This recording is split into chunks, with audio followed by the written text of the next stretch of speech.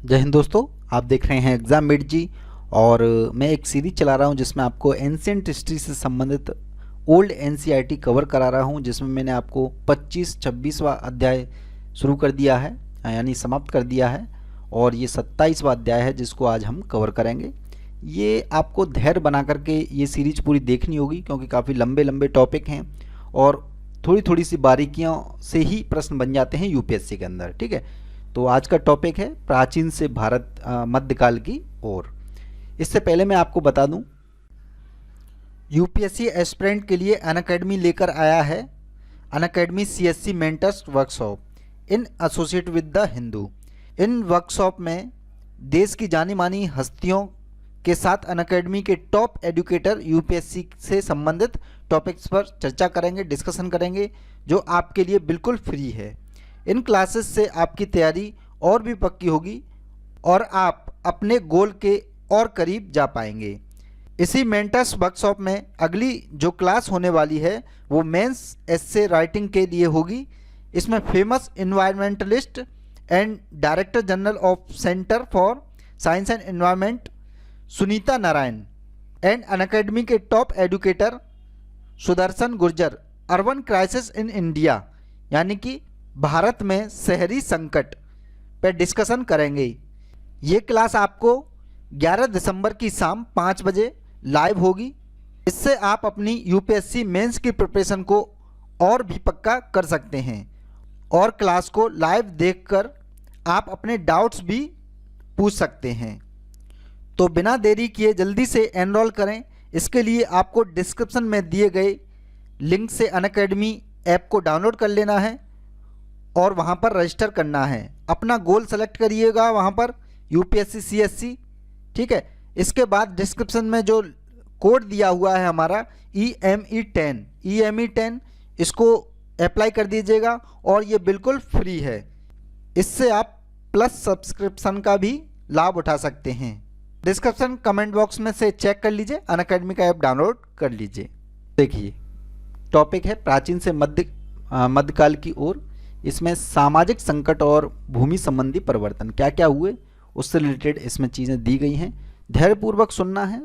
ये मान के चलिएगा आप एनसीईआरटी पढ़ रहे हो और मैं आपका एक तरह से मेंटर हूँ, जो आपको मैं बता रहा हूँ कि इसमें कौन कौन सी चीज़ इंपॉर्टेंट है। ठीक है, ऐसा होता है ना, आप किसी के साथ बैठ करके पढ़ते हैं तो एक ज़्यादा असर होता है। ठीक है, तो मैं आपको पढ़ता भी जाऊँगा, जहाँ जहाँ से प्रश्न बन सकते हैं उनको भी आपको मेंशन करता जाऊँगा। धैर्य बनाए रखना है बस। प्राचीन भारतीय समाज जो धीरे धीरे मध्यकालीन समाज में बदला, उसका मूल कारण या भूमि अनुदान की प्रथा। ठीक, यह प्रथा कैसे आरंभ हुई? भूमि अनुदान के शासन पत्र यानी सनद बताते हैं कि दाताओं और मुख्य राजाओं को पुण्य प्राप्ति की कामना रहती थी और दान पाने वाले मुख्यतः भिक्षुओं और पुरोहितों को धार्मिक अनुष्ठानों के लिए समाधान की आवश्यकता रहती थी।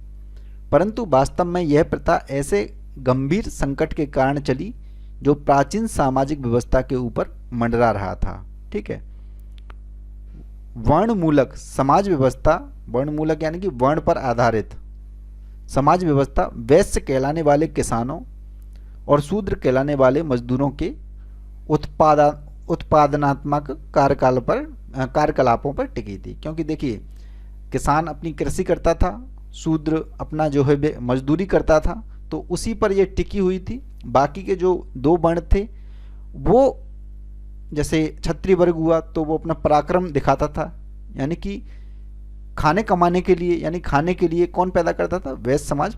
तो उन्हीं पर ये टिकी हुई थी। राजा के अधिकारी इन वैश्यों से जो कर वसूलते थे उससे वे अपने अधिकारियों और श्रमिकों का वेतन चुकाते थे, पुरोहितों को दान दक्षिणा देते थे और भोग विलास की वस्तुएं वणिकों और बड़े बड़े शिल्पियों से खरीदते थे। लेकिन ईसा की 3री-4वीं सदी, ये थोड़ा सा ध्यान रखते जाना है इधर, है ना। ईसा की 3री-4वीं सदी में आकर पुराणों में वर्णित कलयुग नामक संकट ने इस व्यवस्था को ग्रसित कर लिया।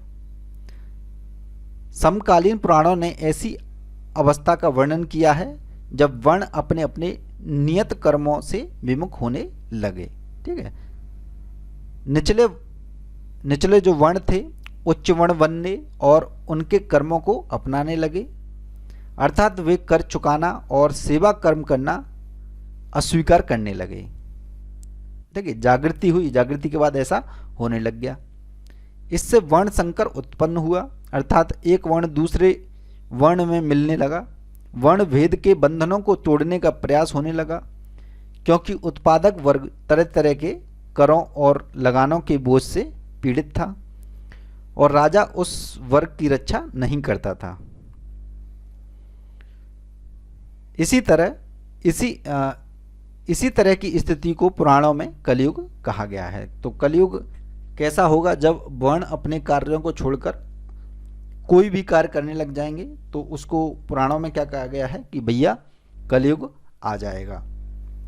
कलयुग के नाम से वर्णित किया गया है। और पुराणों ने जिन भागों में इसका चित्रण किया गया है उनका समय तीसरी और चौथी सदी ईस्वी में, यानी तीसरी चौथी सदी में ऐसा पुराणों में दिया गया कि कोई कलयुग होगा जिसमें वर्ण संकर अपना वर्ण छोड़ देंगे। इस संकट से निपटने के लिए अनेक उपाय किए गए। मनु स्मृति जो लगभग इसी समय की बताई है कि शूद्र और वैश्यों को अपने अपने कर्मों से विचलित नहीं होने देना चाहिए। इससे दमनात्मक कार्रवाई को प्रश्रय मिला होगा। ठीक है, यानी दमन किया गया होगा, कहीं ना कहीं शोषण किया गया होगा कि आप लोग क्यों छोड़ रहे हो, उच्च वर्ग द्वारा। लेकिन इस स्थिति का मुकाबला करने के लिए एक अधिक कारगर कदम था पुरोहितों और अधिकारियों का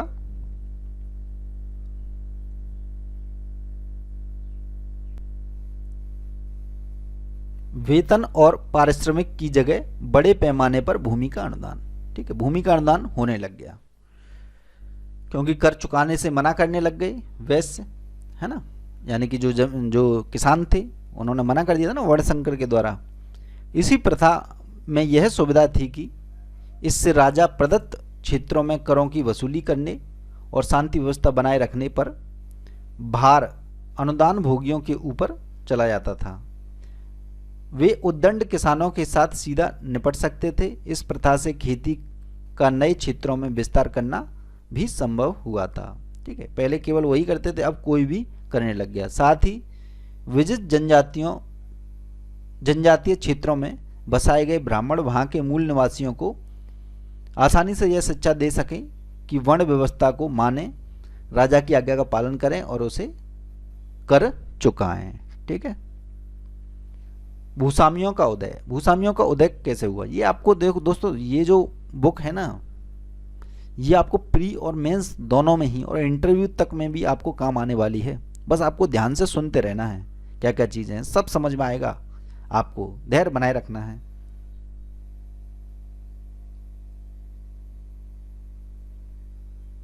तो ये है भूस्वामियों का उदय। भूमि अनुदान की प्रथा ईसा की 5वीं सदी से तेज पकड़ती है। ठीक है, भू अनुदान की प्रथा कब से स्टार्ट होती है? ईसा की 5वीं सदी से। ठीक है, इसे आप नोट कर लीजिएगा। इस प्रथा के अनुसार ब्राह्मणों को सारे कर चुकाने की छूट के साथ भूमि दी जाती थी, यानी कि ब्राह्मण को कर नहीं चुकाना होता था, है ना, और उन्हें छूट थी, भूमि भी दी जाती थी उन्हें।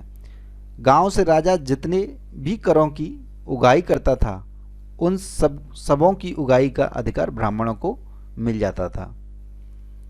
इसके अलावा अनुदान ग्रामों में बसने वाले लोगों पर शासन करने का अधिकार भी दानग्राही पाते थे।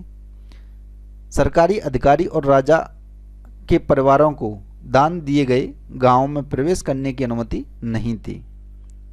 सोचिए, राजा को भी अनुमति नहीं थी दान दिए हुए गांव में। ईसा की 5वीं सदी तक चोरों को सजा देने का अधिकार राजा सामान्यतः अपने ही हाथ में रखता था, परंतु बाद में सभी प्रकार के अपराधियों को सजा देने का अधिकार दानग्राहियों को दे दिया गया, यानी कि जो उसके गांव का, जिसे गांव दान दे दिया गया है, वो अपना खुद ही दे दे चोरों को। ठीक है, इस प्रकार दानग्राही ब्राह्मण किसानों और शिल्पियों से करों की वसूली करने करने के साथ साथ अपने गांव में शांति व्यवस्था का काम करने लगे थे। ब्राह्मणों को दिया गया दान शाश्वत अर्थात सदा स्थायी होता था। अतः गुप्त काल के बाद से राजा की शक्ति बहुत ही घटने लगी थी। तो ये पॉइंट आप नोट कर लीजिएगा, गुप्त काल के बाद राजा की जो शक्ति है वो घटने लगी थी। इस प्रकार का स्टेटमेंट आ जाए तो आप बता देंगे कि हाँ ये बिल्कुल सही है। ठीक है। मौर्य काल में कर का निर्धारण और वसूली राजा के कारिंदे करते थे, यानी कि व्यक्ति करते थे, जो अपॉइंट करते थे वो, और वे ही शांति व्यवस्था को देखते थे मौर्य काल में। परंतु भूमि अनुदान के फलस्वरूप ऐसे ऐसे इलाके बन गए थे जो राजकीय नियंत्रण से परे थे, यानी राजकीय नियंत्रण नहीं रहा भूमि अनुदान के कारण। अधिकारियों को वेतन के बदले भूमि देने की प्रथा ने राज्य नियंत्रित क्षेत्र को संकुचित कर दिया। ठीक है। मौर्य काल में छोटे से छोटे तक सभी अधिकारियों को वेतन सामान्यतः नगद चुकाया जाता था। ये आप नोट कर लीजिएगा, मौर्य काल में सभी को जो वेतन दिया जाता था वो नगद दिया जाता था। ठीक है। और आने वाले टाइम में क्या होगा, नगद ना देने के बजाय क्या होगा, क्योंकि नगद कहाँ से दें, जब जो वैश्य थे उन्होंने कर देना बंद कर दिया तो क्या क्या हुआ, उनकी भूमि छीनना ही स्टार्ट हो गया, और छीन करके भूमि किसे दी जाने लग गई, अपने कर्मचारियों को राजा द्वारा। ठीक है। यह प्रणाली कुषाणों के अमल में भी चलती रही, जिन्होंने भारी संख्या में तांबे और सोने के सिक्के जारी किए थे। तो तांबे और सोने के सिक्के किसने जारी किए थे, भारी संख्या में कुषाणों ने किए थे। यही प्रथा किसी न किसी तरह गुप्त काल में भी चलती रही थी, जिन्होंने स्वर्ण मुद्राएं स्पष्टतः सेना और उच्च अधिकारियों को वेतन चुकाने के उद्देश्य से डलवाई थी। तो ये ध्यान में रखना है आपको, गुप्त काल के अंदर जो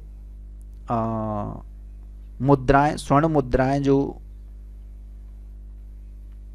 ढलवाई थी वो किस कारण से ढलवाई थी, ये आपको नोट कर लेना है, उच्च अधिकारियों को वेतन चुकाने के उद्देश्य से। ठीक है। कोई अगर और उद्देश्य आ जाए मना कर दीजिएगा। लेकिन ऐसा लगता है कि 6ठी सदी में स्थिति बदल गई थी। उस सदी में स्मृतियों में कहा गया है कि वेतन के बदले भूमि दी जा सकती थी। 6वीं सदी से, यानी 5वीं 6वीं सदी से ऐसा होने लग गया था। ठीक है। गुप्त काल तो आपका 300 ईस्वी से स्टार्ट हो जाता है। तदनुसार हर्षवर्धन के समय से अधिकारियों को वेतन भूराजस्व के रूप में दिया जाता था। इसको भी आप नोट कर लीजिएगा, हर्षवर्धन के काल में जो भूराजस्व था वो भूमि वेतन भूराजस्व के रूप में दिया जाता था। ठीक है। राज्य की आय का चौथा हिस्सा उच्च अधिकारियों के वेतन भुगतान की मदद में संचित किया जाने लगा। गवर्नरों या राज्य प्रतिनिधियों को तथा मंत्रियों, दंडनायकों और अधिकारियों को भूमि का कुछ भाग निजी भरण पोषण के लिए दे दिया जाता था। इन सबों के फलस्वरूप राजा के प्रभुत्व क्षेत्र को हड़पते हुए भूस्वामी उदित हुए। ठीक है। भूस्वामी उदित हुए, काफी इंपोर्टेंट चैप्टर है दोस्तों ये।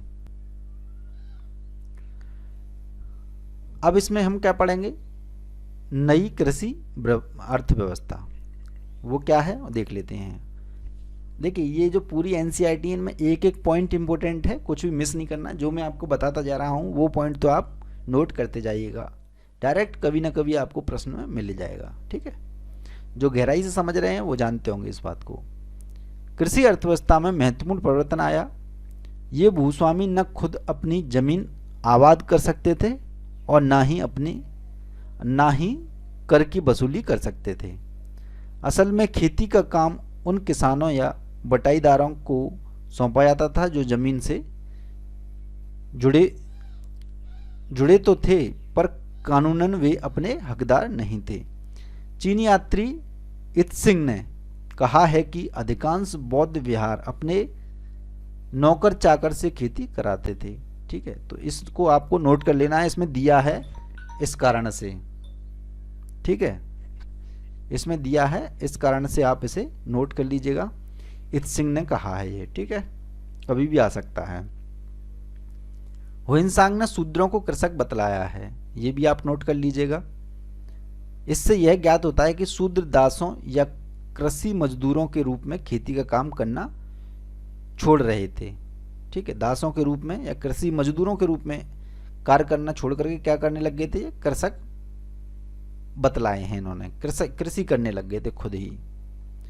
शायद उनका अस्थायी तौर पर जमीन पर कब्जा हो रहा था, यानी कि जमीन पर वो कब्जा करने लगे थे, यानी कि जमीन उन पर आ चुकी थी। ठीक है, हुएनसांग के समय ऐसा उत्तर भारत की पुरानी बस्तियों में भी हुआ। जब जनजातीय इलाकों में गांव अनुदान में दिया जाता था, तब इस गांव के कृषक अनुदान लेने वाले व्यक्ति के हाथ सौंप दिए जाते थे। ये भूस्वामी सामान्यतः ब्राह्मण होते थे, क्योंकि 5वीं 6ठी सदी से ही बड़े पैमाने पर गांव ब्राह्मणों को दान दिए जाते रहे हैं। 6ठी सदी से ही उड़ीसा, दक्कन आदि पिछड़े पहाड़ी क्षेत्रों में बटाईदारों और किसानों से खास तौर से कहा जाता था कि वे दी गई भूमि पर कायम रहें। वहां से यह परपाटी गंगा के मैदानों में फैल गई थी। ठीक है, 7वीं सदी में गया और नालंदा में भी अभिलेख में शिल्पियों और किसानों से कहा गया है कि वे दान किए गए गांव को नहीं छोड़ें, अतः वह एक गांव को छोड़कर दूसरे गांव नहीं जा सकते थे, लेकिन उसी गांव में रहकर वहां की सभी आवश्यकताओं यथासाध्य को पूरा कर सकते थे। अब आता है पॉइंट, व्यापार का ह्रास और प्राचीन नगरों का पतन। जो प्राचीन नगर थे बड़े बड़े, उनका पतन कैसे हुआ, व्यापार का ह्रास क्यों हुआ। यह आप किस में यूज कर सकते हैं, कभी यदि मेंस एग्जामिनेशन में प्रश्न बनता है उसमें आप लिख सकते हो। ईसा की 6ठी सदी के व्यापार का ह्रास होने लगा। पश्चिमी रोमन साम्राज्य के साथ साथ व्यापार 3री सदी में ही समाप्त हो गया था, तथा ईरान और बाइजेंटियम के साथ रेशम का व्यापार 6ठी सदी के मध्य में आकर बंद हो गया था। भारत का चीन और दक्षिण पूर्व एशिया के साथ कुछ कुछ व्यापार चलता था, परंतु इसका लाभ अरब लोगों के हाथ में ही चला गया था, जो बिचौलियों का काम उस समय करते थे। तो ये पॉइंट आपके दिमाग में होना चाहिए। इस्लाम के उदय के पूर्व काल में अरब लोगों ने वास्तव में भारत के निर्यात व्यापार को लगभग पूरा हथिया लिया था। ठीक है, ये पॉइंट कभी भी आ जाए तो इसे आप लिख लीजिए 6ठी सदी में, कि इस्लाम के उदय होने के पूर्व काल में अरब लोगों ने वास्तव में भारत के निर्यात व्यापार को लगभग पूरा हथिया लिया था। ठीक है, 6ठी सदी के बाद लगभग 300 वर्षों से भी अधिक समय तक व्यापार पतनावस्था में रहा। इस बात का प्रबल प्रमाण है देश में स्वर्ण मुद्राओं का लगभग पूरा गायब हो जाना। स्वर्ण मुद्राएं गायब ही हो गई थी, मिलावटी चलने लग गई थी और गायब हो गई थी। ठीक है, तो व्यापार को हम किससे नापेंगे, स्वर्ण मुद्राओं से। स्वर्ण मुद्रा में से स्वर्ण गायब, यानी कि व्यापार जो है धीमे धीमे खत्म होने लग गया था। इस अवधि में सिक्कों की कमी उत्तर भारत में ही नहीं दक्षिण भारत में भी दिखाई देती है। ठीक है, व्यापार के ह्रास से नगरों के बुरे दिन आए। नगरों का उत्थान दक्कन, पश्चिम, उत्तर भारत में सातवाहनों कुषाणों के राज्यकाल में हुआ था। कुछ नगर गुप्त काल में तो फलते फूलते रहे, लेकिन गुप्त काल में उत्तर भारत के बहुत सारे पुराने वाणिज्य नगर जो है उजड़ गए। उत्खनन से पता चलता है कि हरियाणा और पूर्वी पंजाब के कई नगर पुराने किला, दिल्ली, मथुरा, हस्तिनापुर जिला मेरठ में इस समय, श्रावस्ती, कौशाम्बी इलाहाबाद के निकट है, राजघाट जो कि वाराणसी में है, चिरान सारण जिला में है, वैशाली, पाटलिपुत्र गुप्त काल में ही पतनोन्मुख हो गए थे। ठीक है, गुप्त काल में ही ये उठ गए थे, जो कि बहुत बड़े बड़े नगर थे प्राचीन उसमें। नेक्स्ट है आपका, और गुप्त काल में ही अधिकांश लुप्त हो गए। ठीक है, चीनी यात्री हुएनसांग ने बुद्ध के जीवन से संबंध कई पुण्य नगरों में भ्रमण किया तो देखा कि वे तो उजड़ गए हैं और टूटे फूटे हैं। भारत के माल के लिए विदेशों से बहुत कम बाजार रह गया, इसलिए इन नगरों में रहने वाले शिल्पी जो थे और वणिक लोग देहात चले गए और वहाँ खेती करने लगे। ठीक है। 5वीं सदी के उत्तरार्ध में रेशम, ये ध्यान रखना है यहाँ पर, 5वीं सदी के उत्तरार्ध में रेशम बुनकरों की एक टोली पश्चिम समुद्र तट को छोड़कर मालवा के मंदसौर में आ बसी थी और वहाँ रेशम की बुनाई छोड़कर दूसरे पेशे को अपना लिया था इन्होंने। व्यापार और नगरों का ह्रास हो जाने पर गांव के लोगों को तेल, नमक, कपड़ा, मसाला आदि वस्तुओं के बारे में अपनी आवश्यकताओं की पूर्ति खुद ही करनी पड़ी। इससे उत्पादन की छोटी छोटी इकाइयाँ उभरी। हर इकाई अपनी आवश्यकता की पूर्ति अपने आप कर लेती थी। छठी सदी के बाद समाज के ढांचे में कुछ बदलाव आए। उत्तर भारत के गंगा के मैदान में वैश्य स्वतंत्र किसान माने जाते थे। ठीक है। उत्तर भारत में गंगा के मैदान में वैश्य जो हैं स्वतंत्र किसान माने जाते थे, परंतु ग्राम अनुदानों ने उनके और राजा के बीच भूस्वामियों को लाकर खड़ा कर दिया, जिससे वैश्यों की हैसियत वही हो गई जो शूद्रों की थी, यानी निम्न होने लग गई। इस प्रकार पुरानी समाज व्यवस्था में अंतर आ गया। सामाजिक ढांचे का यह परिवर्तन उत्तर भारत से बंगाल और दक्षिण भारत में भी फैल गया, जहां 5वीं से 7वीं सदी तक ब्राह्मणों को उत्तर भारत से बुला बुलाकर भूमिदान दिया जाता रहा। अतः बाह्य क्षेत्रों में हम केवल 2 वर्ण पाते हैं। उत्तर भारत के अलावा बाह्य क्षेत्रों में कौन कौन से थे? ब्राह्मण और शूद्र। ठीक है। वर्ण व्यवस्था में परिवर्तन।